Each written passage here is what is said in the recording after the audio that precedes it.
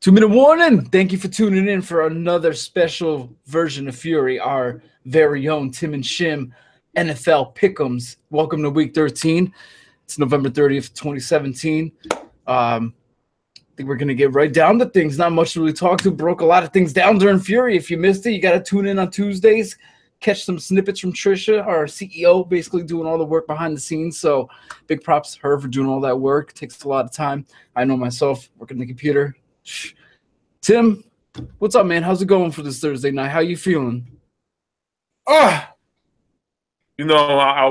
happy about watching my Cowboys play this week. They made a lot of changes that I've been screaming about for the past couple of weeks. Right. So I want to see. Right now it's slim, but they're not out totally. So I want to see how they respond today at home against the Redskins, a rivalry team. So I want to see how the coaching staff is, with Jason Garrett, of course, how Dak Prescott, come out the slump, see how he responds, and the whole team. It's going to be interesting. And a lot of good football games this week with a lot of good storylines. So it's going to be fun. Yeah, so since this Thursday night is your team, why don't you do the honors and actually start us off with tonight? Give us your feeling on what you feel the breakdown's going to be. Well, Shim, for the Dallas Cowboys had some bad games the last 3 weeks of the season. Especially Thanksgiving was the worst that I've seen in a while. So they made some changes in the secondary, which I've been screaming about. I like Dak Prescott's confident, how he's basically saying that's signs of leadership, but I want to see it on the field. As far as the Redskins, listen, I give it to them. They play with a lot of injuries, especially at the O-line. We saw when they went to New Orleans and put up 31 points, but it still wasn't enough to beat the Saints. But I think come out on top. I have my Dallas Cowboys winning this game 27-21 at home. You're not going with the tank philosophy anymore? No. See, it all depends on tonight's game. If it's a repeat of the Chargers, it's over. I want to see the response. I feel you on that. All right, I can go with that. All right. Well, for me, both teams are eagerly looking to bounce back in the NFC East, as this game has major implications on the wild card stakes toward the end of the season. If you look back to last week when the Chargers visited the Cowboys, they had 3 defensive linemen while keeping both Jason Witten and Rod Smith in, for extra protection back there. There squarely isn't enough options for Dak Prescott right now. Cowboys need those big-time plays back in the offense that opened it up for their offensive game and put defenses on their heels a bit. Des Bryant, man, he's going to need to get going a bit, need to step it up in a large part to be a vertical threat, not only down the field vertically, but in the red zone for some of those jump balls. The Redskins' key to this game, though, is stopping that run game. It's going to be easier without Zeke in the lineup, as they had success the first time around when they met with Alfred Morris. So the Redskins on the defensive end used a tactic where Ryan Kerrigan would cross in the face of Tyron Smith and bring Zach Brown around the outside, forcing Morris to come back through the middle, where obviously the hole would clog up on closing on him. So the Redskins also love play action on first down. I think this is going to be a huge weapon without Sean Lee in the mix, as the Redskins wideouts will look to get open in the middle of the field. So for tonight's game, I have the Redskins taking this one 28-19. And if you want, I will go ahead and break down, the next game so we can get back on track of the usual routine here. So next we have we got the Minnesota Vikings. They're going to be traveling to the Atlanta Falcons. The Falcons will have their hands full, even at home. The Falcons typically play well in man-to-man coverage, but Thielen and Diggs are both speedy runners, Tim, with burst and excellent route running skills. And the Vikings, they rank 12th in the passing yards per game. The Falcons only have 3 INTs on the season, but their defense still ranks 10th in terms of total yards allowed. So what could be most interesting there is the fact that Desmond Trufant is in concussion protocol still. I'm unsure if I expect him to miss the game, and don't really think that's going to hamper my decision though in the end, but could be the difference between a close one and a game won handily by the Purple People Eaters, ending Atlanta's 3-game win streak. I have Minnesota 27-18 in this contest.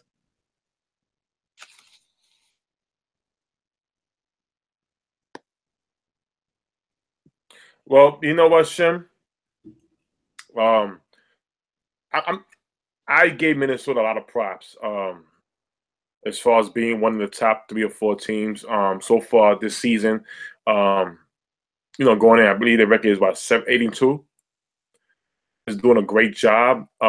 Nobody ever expected this. They did a great job in covering up for Dalvin Cook when he went down with Murray and McKinnon. Adam Thielen, my God. The guy's looking great out there along with Diggs. Offense is complementing their defense, which is good. But they're going to Atlanta. Now, last week I got to stand by what I was saying. If I have to pick a wild card team who could be in the mix of that top 4, then the next team, which would be number 5, is the Atlanta Falcons, the team who went to the championship last year.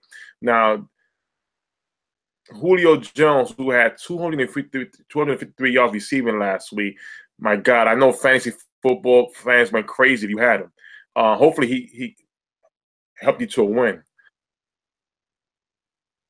But I know Mr. Rhodes on the other side of from the Minnesota cornerback. I know he will be taking Julio Jones, but what I love about the Falcons, they have guys like Sanu, Taylor Gabriel. Okay, they got their running back Coleman. They got Freeman coming back from concussion this week. He's playing. Hooper. They have a lot of weapons. This is going to be a big test for the Minnesota Vikings defense because now you're facing an offense with it's just not just one guy you got to worry about. It's a mix, whether it's passing and running. I want to see this is going to be the top. They're really the best defense going to the playoff. Falcons at home winning this game 17-14, a close game at home. Next, we got the Detroit Lions traveling to the Baltimore Ravens. Despite both teams yielding an almost 500 record, Tim, I think this may be one of the more interesting matchups still for the week. Stafford has been performing well this year. He's throwing for 3,010 yards so far. That's good for 5th in the NFL. And 21 passing touchdowns. Yes, that's best. That's good enough for 4th in the NFL. And that's without a running game present. For only having 78.3 rushing yards a game, Stafford is still able to make Detroit the 10th best passing team in the league. The Ravens still employ one of the better defenses in the league, while Weddle's he's tied 3rd in the NFL with 4 INTs this season. The problem with the Ravens is Joe Flacco and his major inconsistency and inability to put things on his shoulders and get his receivers going. Baltimore is dead last in the league with 164.3 passing yards a game. It's not going to be enough to take down one of the better NFC teams this season. I got Detroit taking this one 27-17.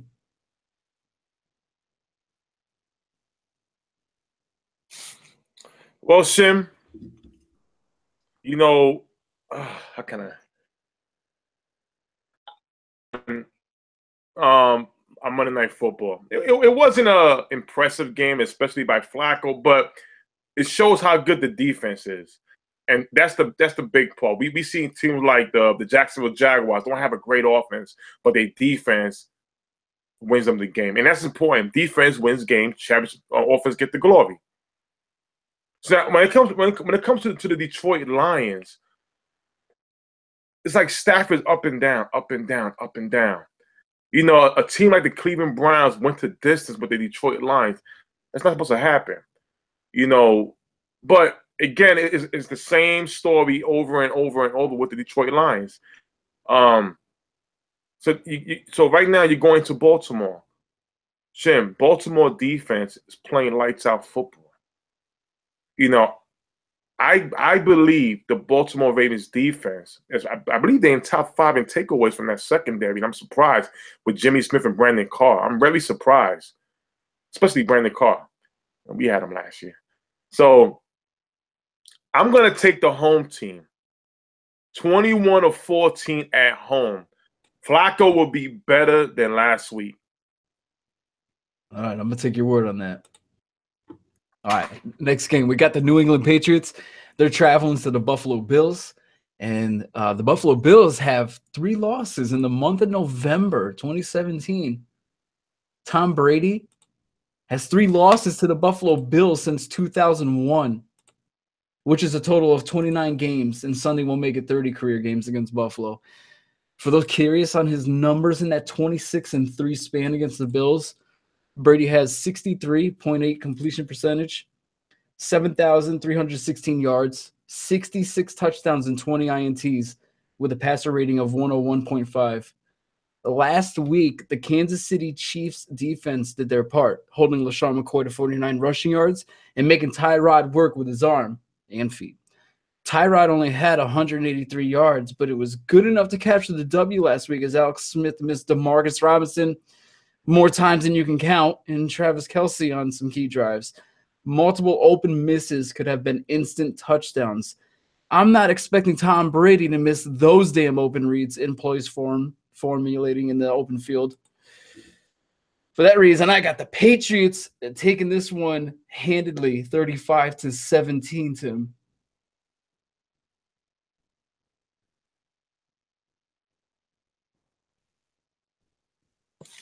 Well, Shim,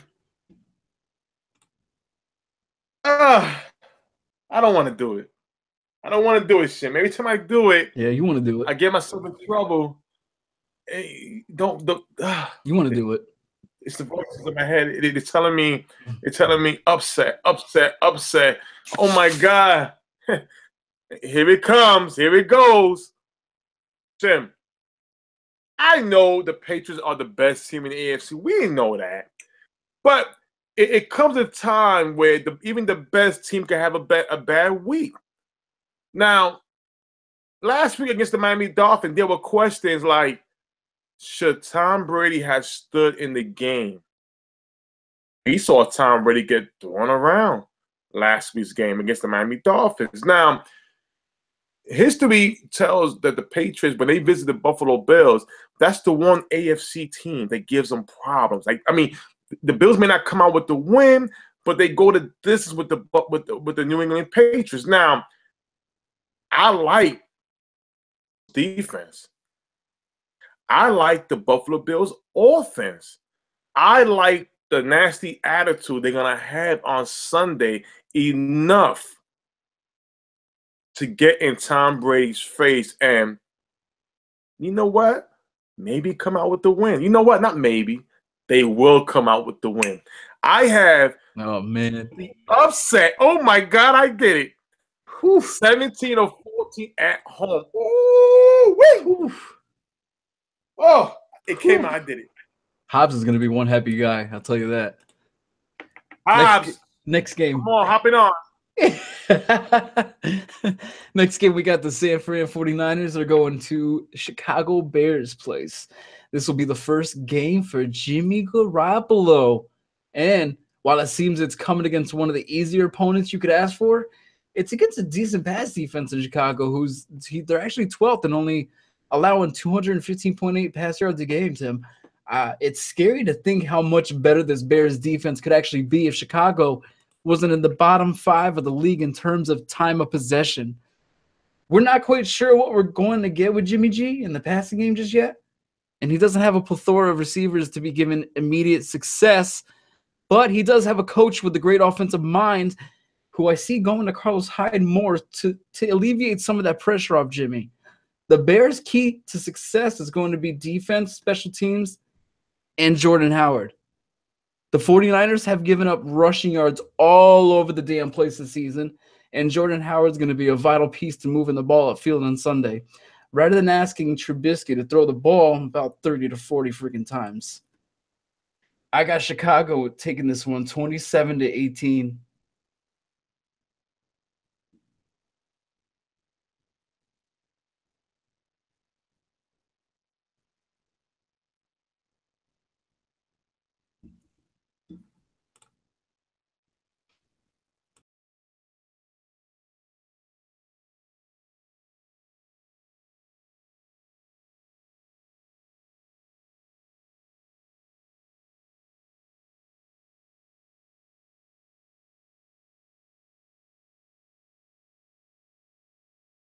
Having a little trouble of it. Cat got your tongue. Yeah, see, that's what you get for picking the Buffalo Bills, Tim.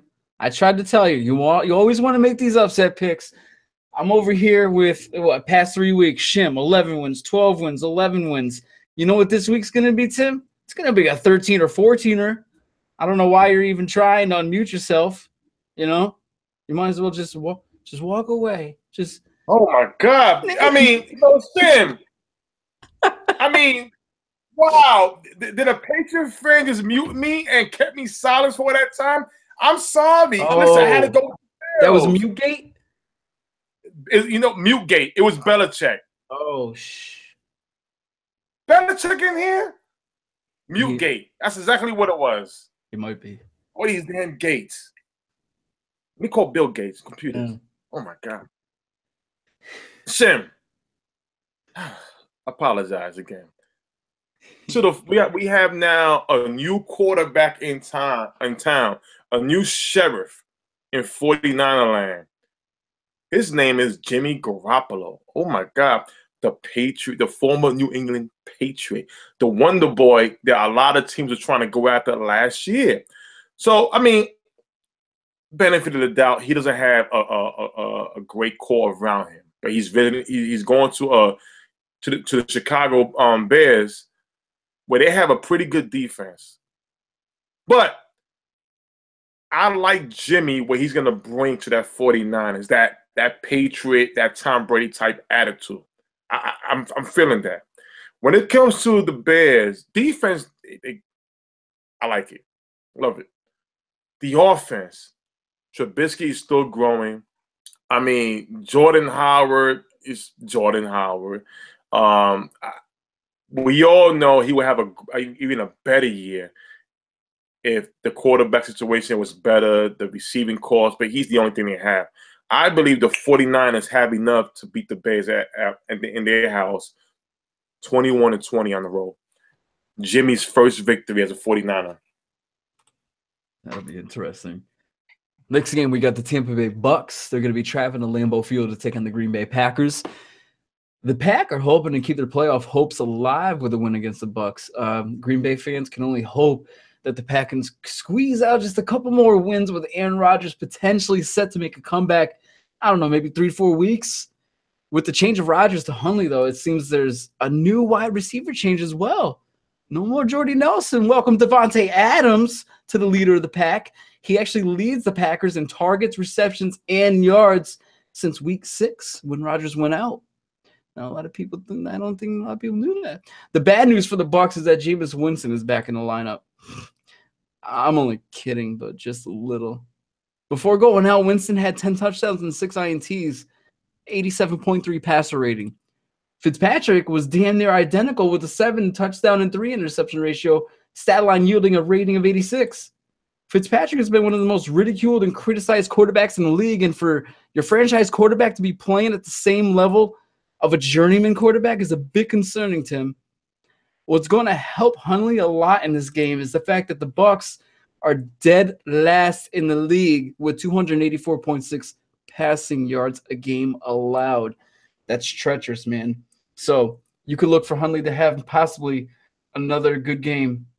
I give this Green Bay Packers a 27-22 victory. Well, Shim, I liked how Brett Hundley played last week against the Steelers, the number 2 ranked defense in football. And again, people trash him. It took him his 4th game he only played. Looked way better. Nobody should expect a brand new, fresh, young starter to come in and just start winning off the gate. It takes time. And it's a different team. You know, this is where now you don't have Aaron Rodgers, where he's going to do a lot of Superman things for that team. Everybody has to contribute, and we seen that last week when it came up to for the Tampa Bay Buccaneers. Too many problems. You know, now we got Winston coming back. I believe he was out like for 4 weeks with a shoulder injury. He may not be 100%, but where's this great offense we thought they were going to have in the offseason? I mean, my God, Deshaun Jackson Evans, you got Brady, you got Howard, you got Humphrey. You got the hamster. They're loaded. The Buccaneers are loaded, but we haven't seen anything. And you know what? You're not going to see anything this week at Lambeau Field. Green Bay still has a chance to make the playoffs. This team is rallying around Huntley. Devontae Adams having a good year. Jordy Nelson start getting some looks with that football. I got the Green Bay Packers winning this game 21-14 at home. We got the Indianapolis Colts. They're going to be going to the Jacksonville Jaguars. And I know most people either hate or love the little Saxonville nickname the Jags have been given this season. But it very well may come to fruition again as the Jaguars sacked Jacoby Brissett 10 times back in Week 7. They lead the league in sacks with 41, and it's a little crazy to think a quarter of those came against Jacoby. Perfect for the Jaguars as the Colts have allowed 47 sacks, and that's good enough for dead last in the league. So if we're going to nickname the Jaguars as Saxonville, Tim, maybe we should classify the Colts as the Indianapolis of yards. The sacks were a huge reason the Jags shut down the Colts 27-0 and their star T.Y. Hilton to just 2 catches for 27 yards. As easy as it has been to make fun of Bortles this season, he should be due for a rebound game. In Week 7 against the Colts at Lucas Oil Stadium, Bortles had a season high of 330 yards. It all comes down to taking T.Y. Hilton out of the game because the Colts are 3-0 when he has 100 or more yards, and they're 0-8 when held to 100. Under 100, I should say. I'm sorry. So, for that reason, obviously they're going to do that. Best defense in the league right now. I got the Jaguars taking this one 24-16.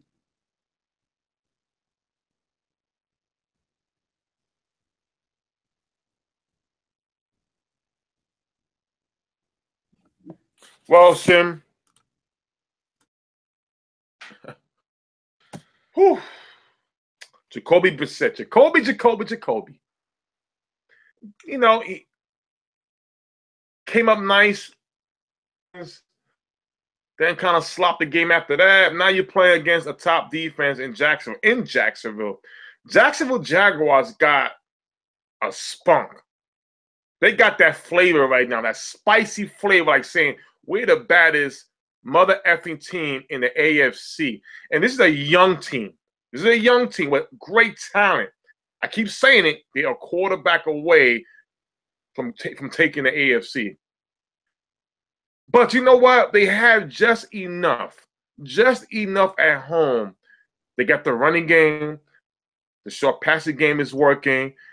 Everything comfortable for Blake Bortles to not make a big mistake. And the defense is my God. You know what, Shim? They're going to harass Jacoby Brissett this week, in my opinion. So winning 21-14 at home. We got the Denver Broncos. They're going to be traveling to the Miami Dolphins. There's a lot to say about how little these two teams are playing lately. Starting with the Dolphins, who have lost 5 straight and average margin of defeat is 19 points. The Broncos are saying, hold my beer, Miami. They've lost 7 straight games, and the average margin of defeat is 15.3 points. The Broncos not only face a quarterback carousel this season, but have a turnover problem, as they are 31st in the league with 24 turnovers, Tim. And they have at least 2 turnovers in 9 of 11 games.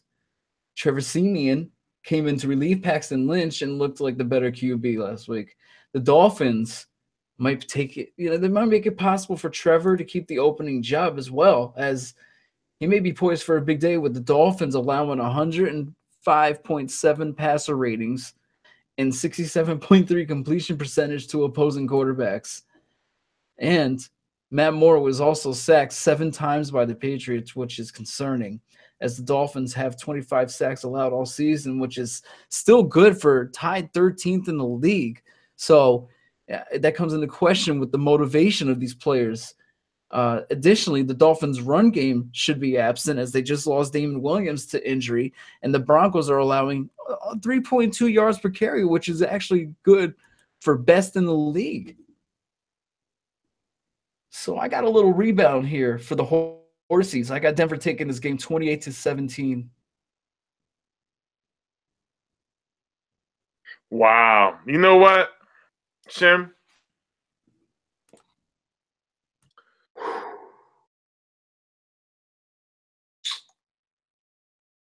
Kaepernick is still hasn't been signed yet, right? Right. No, he hasn't been signed. He hasn't been signed yet. He's not. It's week 13. Damn, Denver.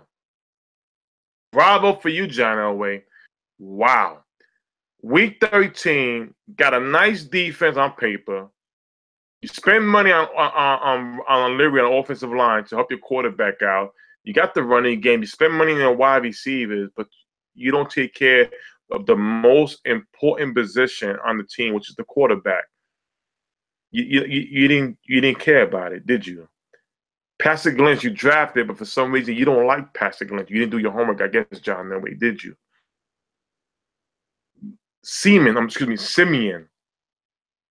My God. In and out. And please, he's only starting this week because the Project Lynch is out. Where's Brock Osweiler? Oh, he's out too. Listen, you know what? I give the Miami Dolphins some respect. At least when Tannehill went down, they said, "Hey, we'll bring somebody back from retirement, from the TV set, from the couch." By Jay Cutler. At least they made some type of effort and attempt to say, "Hey, we're gonna get somebody." What did the Broncos do? Nothing at all. And that's exactly what's gonna happen this week. They're not gonna do nothing at all.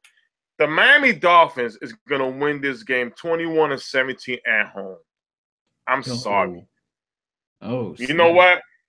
As phony as the Broncos are right now, I keep listening. Here's the thing right now. If anybody want to grab a jewelry or chain on the Broncos, they're fake as they play. Don't grab their chains. You get green around the neck. It's nasty. You don't want that stuff. Nasty. Carolina Panthers, they're going to see the New Orleans Saints at their place. Luckily for the Saints in this matchup, they'll be at home where Drew Brees seems to be a different type of beast. I say luckily because we saw how the Saints fared with their key injuries last week against the Rams, but still managed to keep it close. That Panthers defense has been top-notch as they're good enough for second in the league in terms of yards allowed. But it seems both Sean Payne and Drew Brees know how to game plan for this defense. As last time these two teams met was at the end of September, which resulted in a 34-13 Saints victory and started the train of that 8-game win streak. I think the Saints get that bad taste of vanilla out of their mouth and flush out the Panthers this year, finishing them off at home in their final matchup of the year with their divisional opponent. I got them. Hooray! 32-24. All right, Shim. This is going to be the game I've been waiting for, to see what type of offense do the Panthers have. Is it explosive? Is it going to be the same? What was the big deal about getting rid of Kelvin Benjamin? Because here's the thing. You're going to the New Orleans Saints. Anytime you play against a Drew Brees team, you got to score touchdowns. You got to throw a lot of touchdowns to match up with points. You see what the Redskins did. They came up with 31 points. Saints came right back and beat them in overtime. Do the Panthers have an offense like that? I don't know. Olsen had to go back out with a foot injury. I'm hearing he's going to play. Again, you have James Stewart running the ball pretty better. You got McCaffrey. He's their receiver. He's their running back. He's everything. My God. Panthers defense is getting better. Luke Kuechly, listen, he's a force. But I think New Orleans has too much, Shim. I love their defense. Lattimore, in my opinion, defensive rookie of the year. Getting on Funches, who I still don't think he's the number one receiver. That's a one-on-one blanket right there. I don't think Cam's going to have enough to score points against this New Orleans team. And the New Orleans Saints can beat you with the run with Kamara. I have the Saints winning this game 28-14 at home.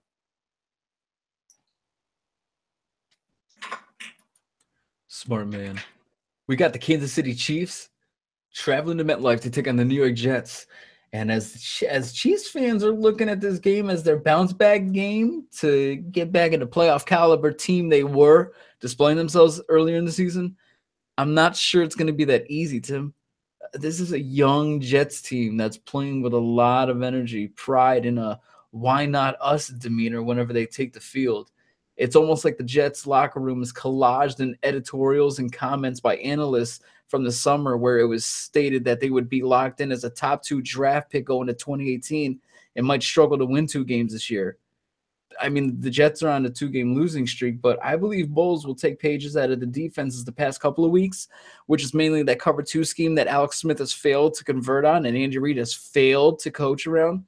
And talking about quarterbacks, I would take Josh McCown 10 out of 10 times right now over Alex Smith. I mean, on film, Josh McCown is making the on-target throws that quarterbacks need to make downfield, and he's even making Robbie Anderson a star right now. Fantasy-wise, his stock is going to be up there, I think, even next year. So Alex Smith seems to have lost his confidence, as we discussed on Tuesday Fury, lost his confidence a bit, and the team is getting a little frustrated, I feel. I look for a high-energy Jets team at home to make this a very challenging day for Reid and company. I wouldn't be surprised to see some Chiefs players check out a bit if the Jets get up early in this game. Imagine a kickoff return that early, right off the bat. I got the Jets actually taking this one 27-23. Upset of the week for Shim. Wow. Oh, man. Yeah, your boy Shim showing some Jet love. I know. Tim, I mean, you taking the risk. I mean, you know what, Shim? Yeah. And it's because, here's the thing with the Chiefs. I everything you said on Fury, I did some background research over again. You know what, Shim? You are correct. You know what? I think they need to go with a different quarterback with Pat Mahomes. When you put up that film and you're like, you know what? Thinking about it, yes. You need some nice young energy change for that offense. And you know what? It's still the division's still pretty good, but you know what? You're playing the New York Jets, and I know you always saying about picking the upset.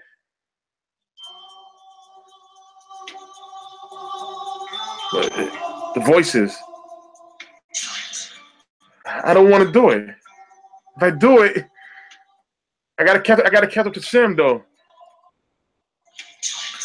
Oh my God. All right. I'm gonna do it. Shim, yeah. I'm with you, my brother. I am with you. I'm gonna take the New York Jets. They're home. They play hard. They just, oh my God, defensive energy. Hey, listen, we all know Vivas is coming back home with the Chargers, but I don't believe that's Vivas Island. And you know what? There's a guy named Robbie Anderson who's making a name for the New York Jets as a nice offensive weapon. Jermaine Kearse as well. I had the New York Jets winning this game 28-14. Oh my gosh, Shim. Yeah. This week. Hey, Shim, can we start the Jets chant? J-E-T-S, Jets. Oh my God. Woo! Oh my God. That's strange. Yeah, I like it. Let's do this. All right. Yo, good luck to him, man. Someone in New York's got to win, right, man? We got the Houston Texans traveling to the Tennessee Titans. The Titans are in the playoff picture at 7-4, but Tim, I'm skeptical in that 7-4. Some of their wins could have easily gone the other way. They still struggle to soundly put games away when the lead is present and could be very concerning when come playoff time. Mariota also has more interceptions than he had in his first 2 seasons, and we still have 5 games to get through. But he still hasn't thrown an interception in the red zone, which is great. So cookie for him. He just has to be a little more precise and accurate on his downfield throws, as he suffered a stat line of 1 touchdown and 4 INTs in the past 2 games. The Texans' keys to winning this game is really DeAndre Hopkins. I mean, Lamar Miller hasn't had a 100-yard game since December 12th of 2016. and the Titans are only allowing 89.2 rushing yards a game.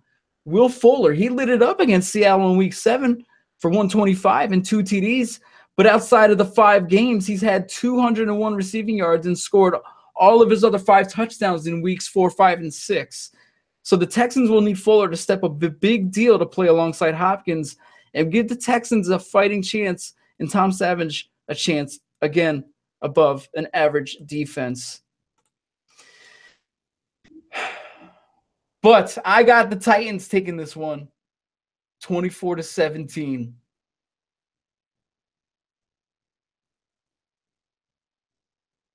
I mean, Shim, in my opinion, you know, I just think that I mean, listen. The only thing the Houston Texans to me matters is if you have Hopkins on your fantasy, but we all know Savage would give him like 21 looks a game. Once Deshaun Watson went down, that energy, that fire went away. It's done. I mean, it's over. You know, listen, Lamar Miller, he's good. Hopkins, Bruce Ellington, yes, Fuller. But the energy is gone. The Tennessee Titans are fighting with the Jacksonville Jaguars and the Colts for that division. Well, the Jacksonville Jaguars. So, you know, I don't see why a guy like Marcus Mariota, who is an athlete at that position, he's a threat himself with DeMarco Murray, with Derrick Henry. We got that rookie wide receiver from that. He's looking pretty decent. Shim. That's another threat right there with Rashard Matthews. You got Decker. I mean, the Titans have enough on offense to score points, and they have a solid defense. My man, Adoree Jackson, my God, I wish the Cowboys had a chance to pick him. I have the Tennessee Titans winning this game 21-17 at home and stay afloat with the Jacksonville Jaguars for division lead. Oh, what was that, a 3-point difference? 21-17, 24-17? I mean, yeah, 21-17. I you know why? Because Hopkins, listen, he's a top 5. Yeah. But I still think Tennessee will be able to pull out with the running game, slow them down, win the game. All right, cool. We got the Cleveland Browns. They're going to be traveling to the Los Angeles Chargers. The Browns, yet again, are most likely looking at the quarterback position for next year, as it doesn't seem Deshaun Kaiser is going to be the answer for that organization. Phillip Rivers has been great for the Chargers this year. He's got 16 touchdowns to just 3 INTs in the last 8 games. It's going to be tough protecting a rattled Kaiser with Bosa and Ingram coming off of the edges, especially considering Joe Thomas is no longer anchoring the left side of that Cleveland offensive line. Not much to really break down on a winless team that will be picking in the top 2 in April compared to a team that is 5-2 in its last 7 and is looking to make a serious playoff push and stay in contention. So, as you guessed it, got the Chargers taking this one. Bolts 23-15.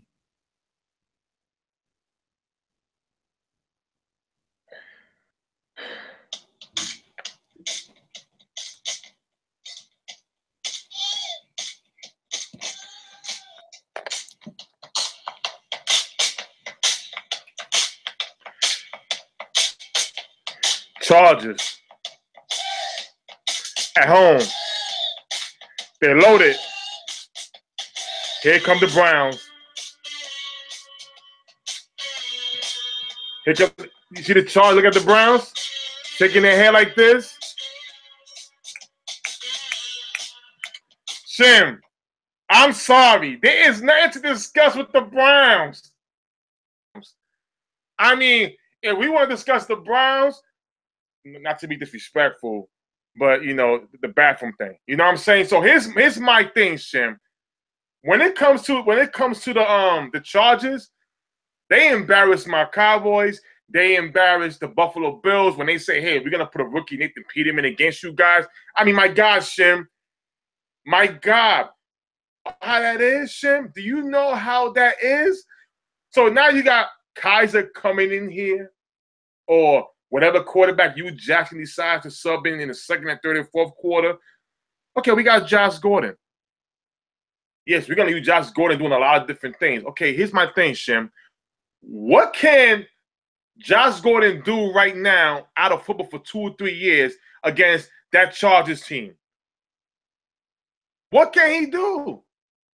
Nothing at all, Shim. So, with that being said, my Chargers 30-0. Wow. I'm sorry. To zip. Listen, fantasy owners, right? If you have a chance, you pick up Rivers, Keenan Allen, who's getting like 15 targets a game. Okay, his points is like quarterback points. Pick up the Chargers defense. You know what? Hell, get a Chargers shirt this week. It'll be nice to see Josh Gordon playing, though. It would be nice. I would love this. I mean, Cleveland is something. He's starting. That's what Hugh said, but it'll be nice to at least see him get some action. It would be nice. It would be. Hey, listen. You know what? Free agent addition. I got you. We got the LA Rams traveling to the Arizona Cardinals.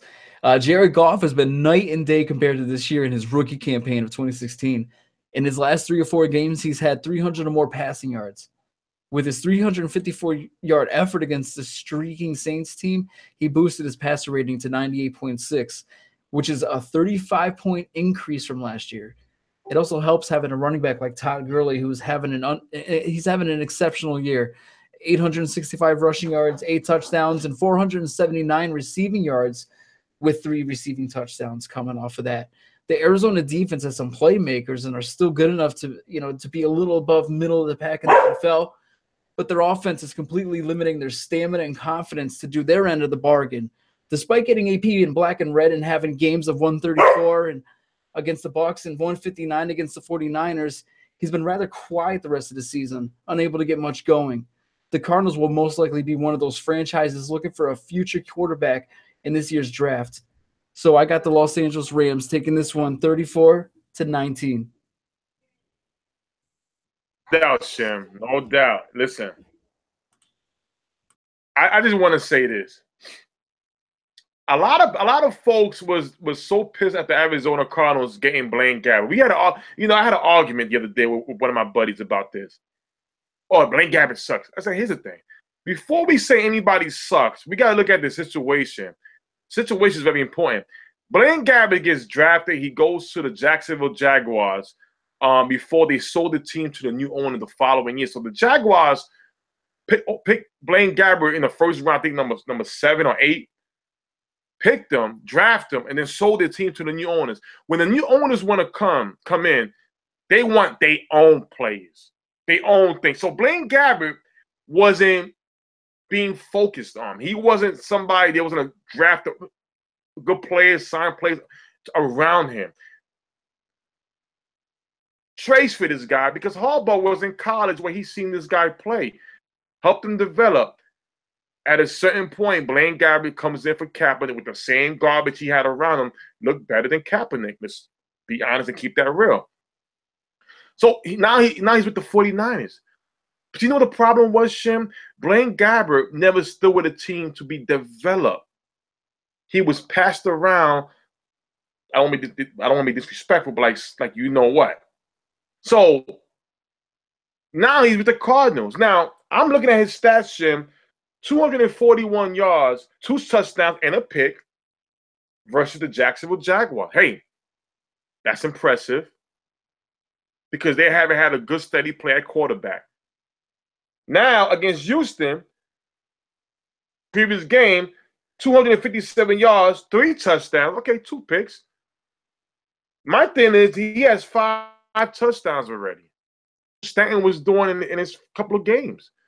So, now you see Fitzgerald, the 2 Browns. Oh, who's Ricky Seals-Jones? That dude sounds like a karate figure. Ricky Seals-Jones, the tight end.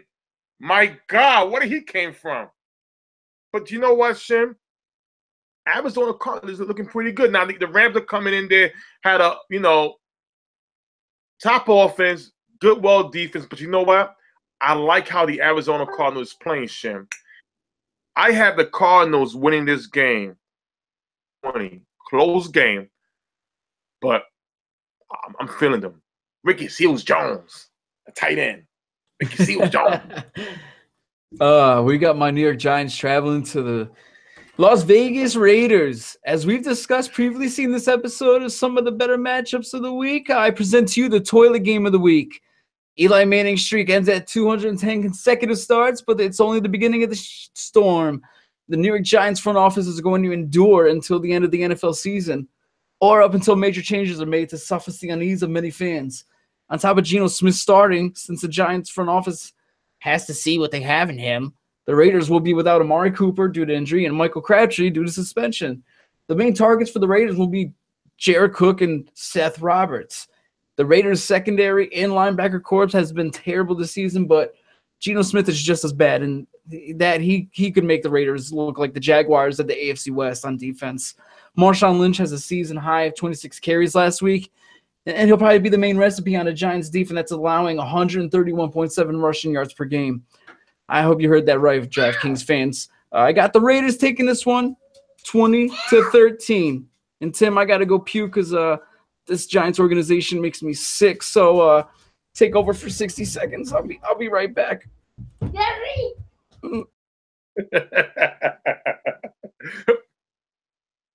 Oh boy. Uh-oh. Here he goes. Tank on for Saquon. Wow. What, Shim? I know all the Giant fans wanted this tank on to get the top 5 draft pick and do what they need to do. And it's the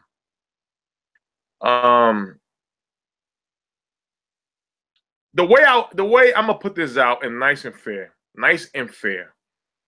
When it all comes down to this, the New York Giants, in my opinion, did a horrible thing. The way they treated Eli Manning.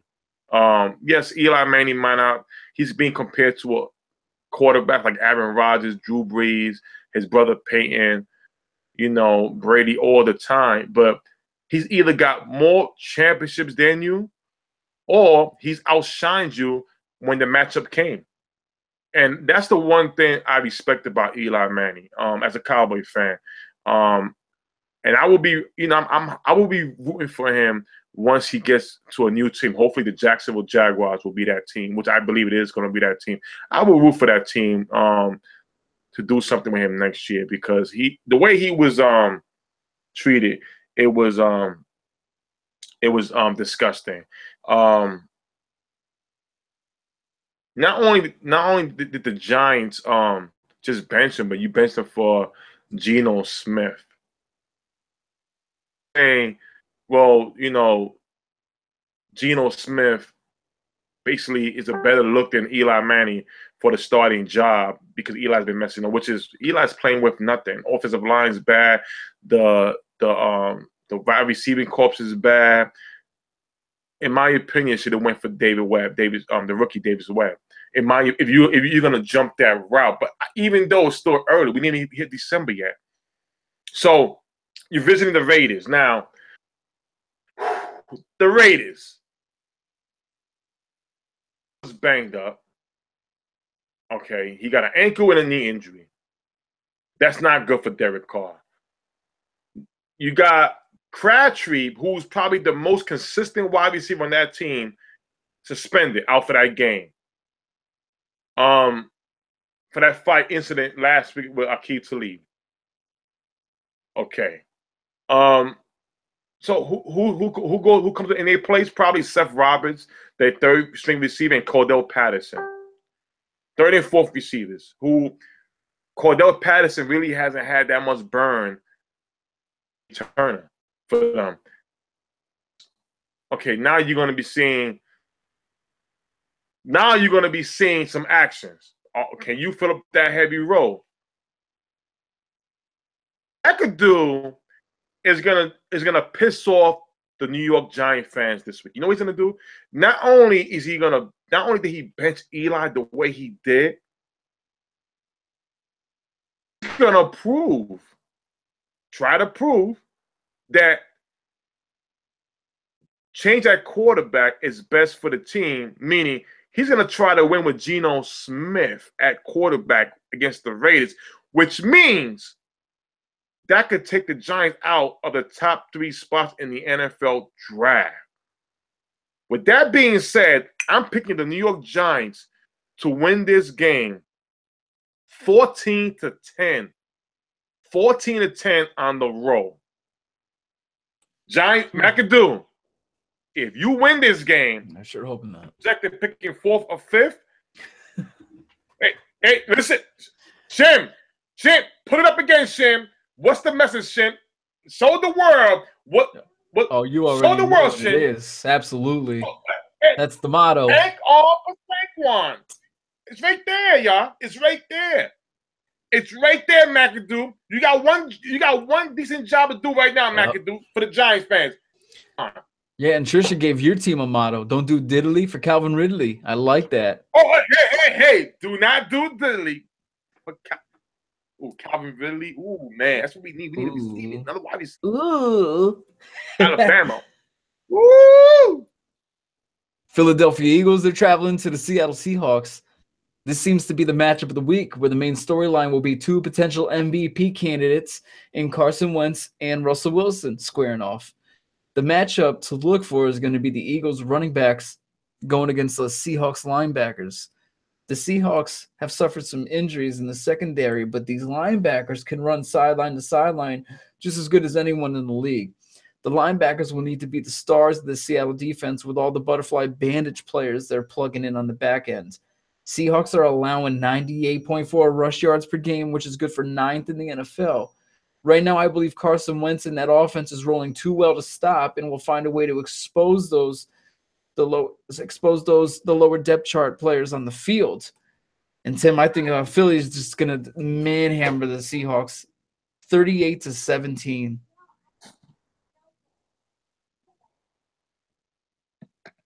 Oh boy, I hate talking about this team. I really do, Shim, because it's like these Eagles fans, they come up here, they winning now, all of a sudden now, everything hooked up.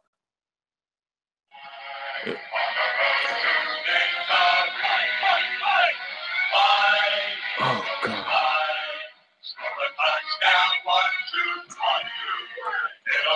Haven't you tortured yourself enough with that song?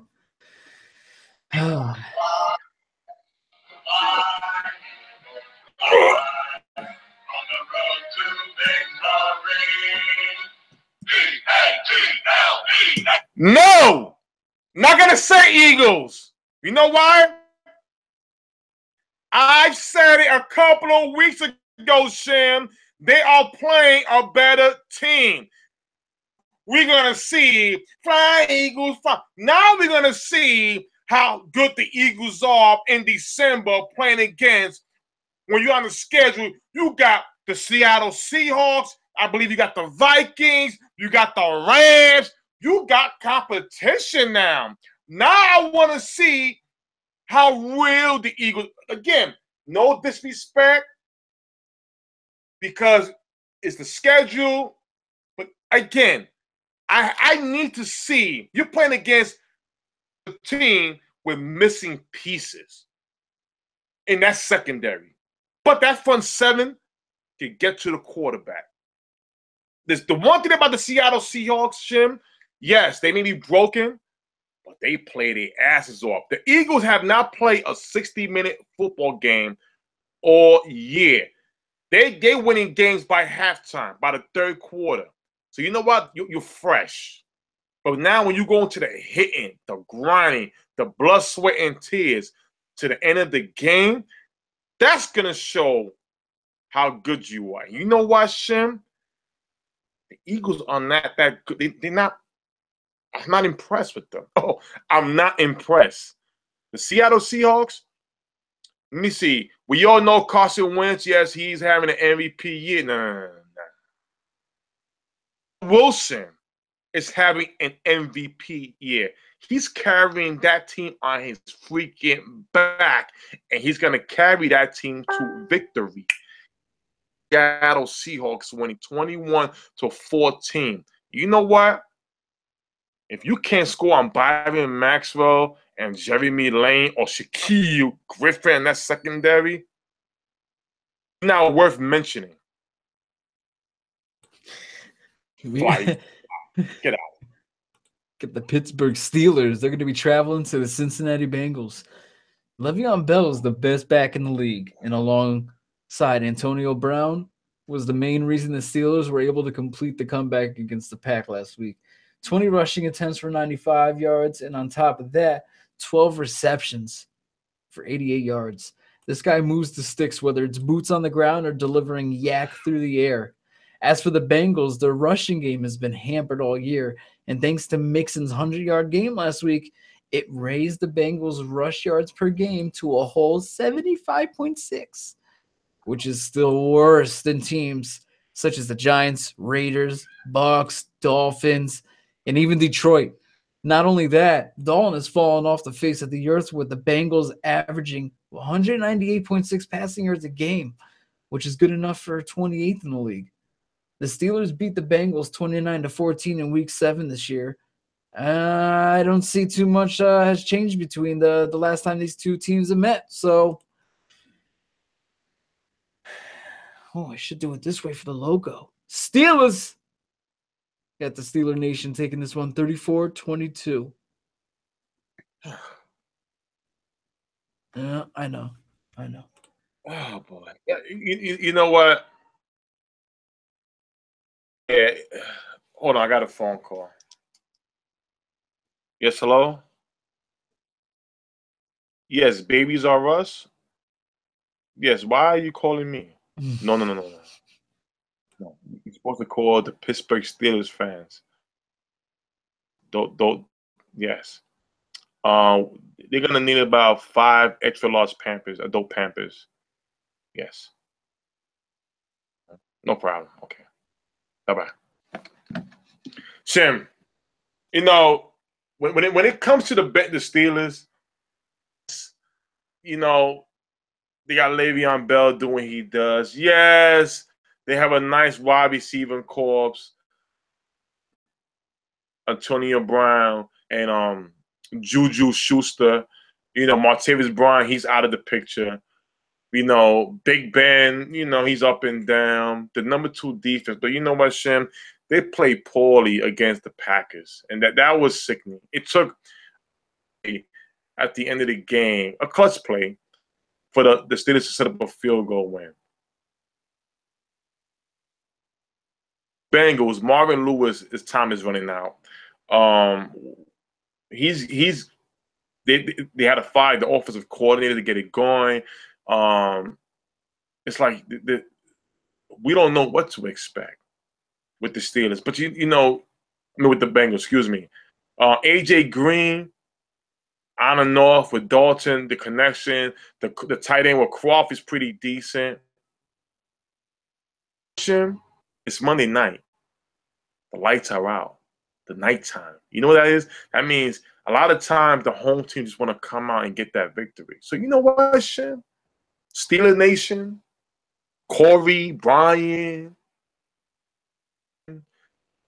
y'all want to tell Tim that I'm hating against the Steelers? Well, hey, check this out.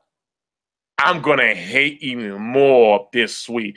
I had an upset, Shim. Wait. Is my man playing this week? Is he playing? The linebacker, what's his name? The one everybody's scared to be around? Oh, what's his name? You know what? Vontaze, baby! Perfect. You all know the last time that man loves to hit, and they bringing it. I got the Bengals in an upset winning this game 14 at home. Wow. All right, I think that pretty much wraps it up for us. Week 13. Week 13's in the books, Tim. Man, these weeks are flying by. We got 4 more weeks to go. Oh, boy. Next time, it's going to be Football Fury coming at you live Tuesday night. It's going to be December, folks. We're already in the month of December. How these months fly by. So catch us on December 5th, 8 p.m. Eastern. for another edition of 2-Minute Warning Football Fury. Thanks for tuning in, folks. Let's go, Cowboys! Tonight we're gonna win this game. Let's go. Boy.